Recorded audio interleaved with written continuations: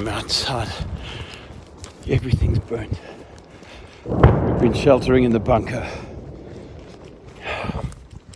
Everything's burnt. Everything except us here. Ek is in Suid-Afrika gebore. Ek is van die Port Elizabeth Blitzpatrollie oorspronklik. En ek is baie lief vir Suid-Afrika. Pieter Fouché is tans reeds langer as 'n jaar in Oekraïne as paramedikus en soldaat. Hy vertel hoekom hy die keuse gemaak het om te gaan veg. I started seeing images and news clips of people, children and women, especially children, being murdered on television. I saw the news of children being murdered and raped in Ukraine, and I'm a father myself. I've got a 15-year-old daughter. I tell you, when Peter became aware that the children in Ukraine were being wiped out, killed, and he's got a child from a Polish woman. Okay. And Peter felt so strongly about it. So I said, Peter, I say, okay. He wanted to go and help, be there to help these children. My mom flew over from PE. She was visiting me in my flat in London, and she was upstairs, and I shouted upstairs, Mom, I'm going to Ukraine. And it was like that. That same afternoon, I went to the Ukrainian embassy, got paperwork and everything rolling, and on March the 18th, I turned up in Ukraine. Pieter werk in die voorste linie en is daarvoor verantwoordelik om soldate wat gewond of beseer is na veiligheid te bring en dan na 'n hospitaal of 'n mediese sentrum te neem.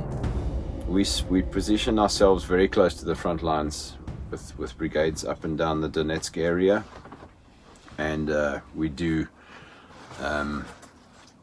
when there's an injured soldier, these guys go forward and rescue their soldier from the front line, and they bring him just a short distance back to relative safety to where we are, and then using our unfortunately oftentimes better equipment and better facilities, we stabilize this patient, and then we extract that patient the lengthy ride, which is usually an hour, out of the danger zone to the awaiting road ambulances.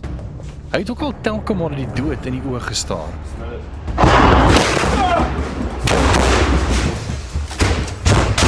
Get down! Get down! I was in my apartment in Konstantinivka, which is just outside Bakhmut, a few months ago, off duty one day, and Russians launched a Grad missile, which released a cluster munition.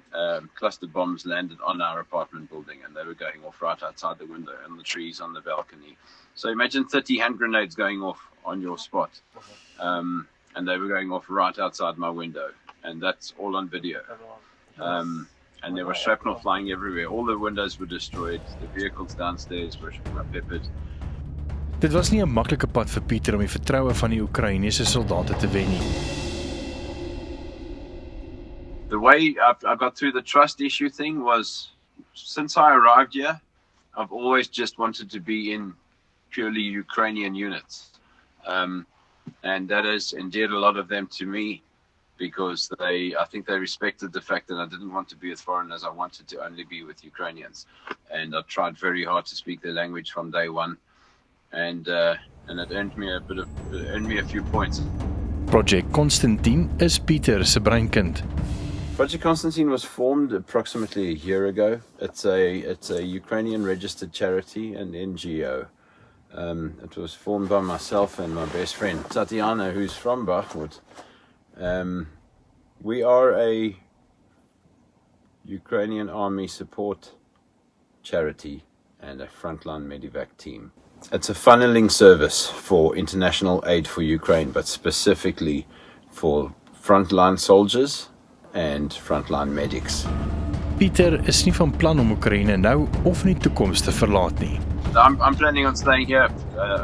My initial plan was until the war is over, but after the war is over, I want to help rebuild Ukraine.